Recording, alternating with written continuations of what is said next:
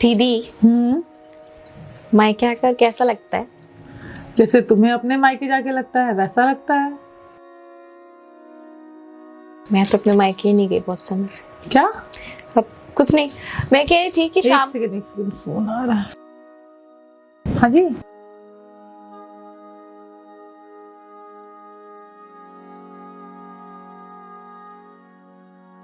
Office जा रहा हूँ। सुनिए, कितनी बार बोला है पीछे से मत टोका करो। मैं कह रही थी कि मैं अपने घर हो आऊं क्या? किस लिए? वो बहुत समय से गई नहीं ना, और माँ भी बीमार है, तो सोच रही थी एक बार उनको देख लेती हूँ जाके।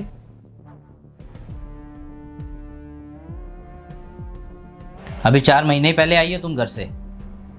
हाँ, पर 4 महीने हो गए ना, और उसके बाद मम्मी की भी तबीयत कितनी खराब रही है, तो मैं सोच रही हूँ कि 2 दिन के लिए हो आती हूँ बस। सुनो, कहीं नहीं जाना, ठीक है? तो आप एक काम करिए, आप दीदी को भी उनके घर भेज दीजिए।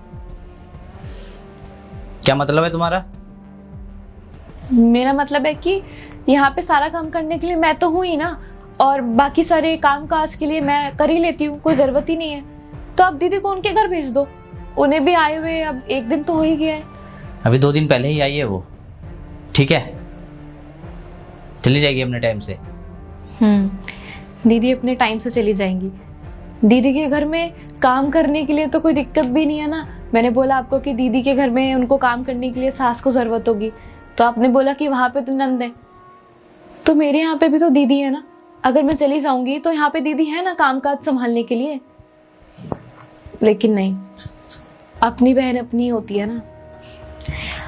आपकी बहन आई है तो आप चाहोगे कि वो रुके यहाँ पे, आपके साथ समय बिताए, पर दूसरे की घर की बेटी का कुछ नहीं।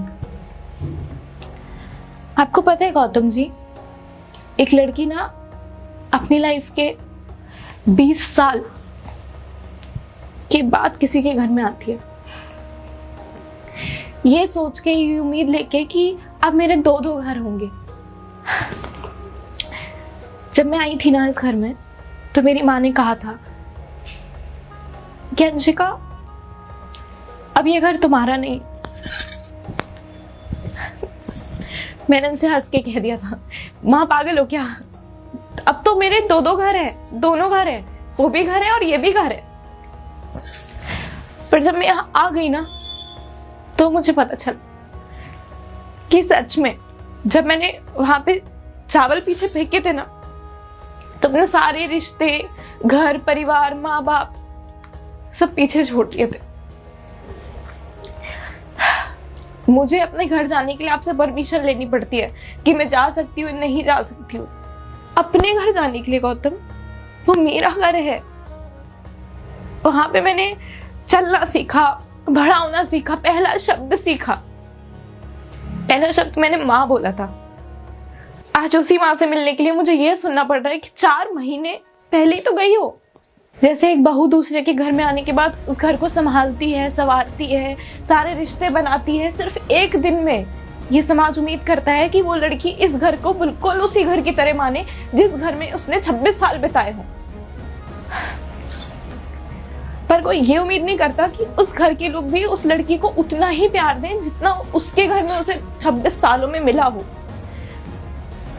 सारे काम ना लड़की ही करे, लड़की अपनी सास से अच्छे रिश्ते निभाए, लड़की एक अच्छी पत्नी बने, एक अच्छी चाची बने। तो एक पति से एक लड़की क्या उम्मीद करती है कि वो पति भी उस लड़की के परिवार को अपना परिवार माने। अगर आज आपकी मम्मी की तबीयत खराब होती ना गौतम, तो आप ऑफिस जा रहे होते, बट मैं आपकी मम्मी का आपसे ज्यादा ध्यान रखती। पर मेरी माँ की तबीयत खराब है, आपने गौतम एक बार भी नहीं बोला कि अंशिका मैं साथ चल लूं, क्योंकि गौतम आपने कभी उनको अपनी माँ नहीं मान।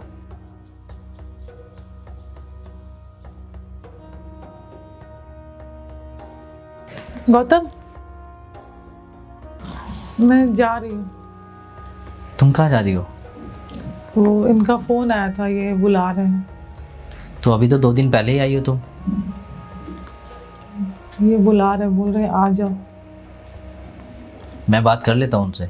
नहीं नहीं, पता है यहाँ आई थी तो सोची थी कि तुम्हारे साथ, भाभी के साथ, मम्मी के साथ समय बिताऊंगी, रहूंगी। पर शादी के बाद ये सारी चीजें नहीं हो पाती हैं। पता है भाई, हम लड़कियों को ना शादी के बाद अपने ही घर जाने के लिए किसी और की परमिशन लेनी पड़ती है, किसी से पूछना पड़ता है। 20-25 साल जिस घर में हम रहे हैं, अपना बचपन बिताए हैं, हंसना खेलना, जो हमारा घर है, हमें उसी घर में जाने के लिए किसी से पूछना पड़ता है। माँ बाप के साथ अपनी मर्जी से रह नहीं सकते हैं।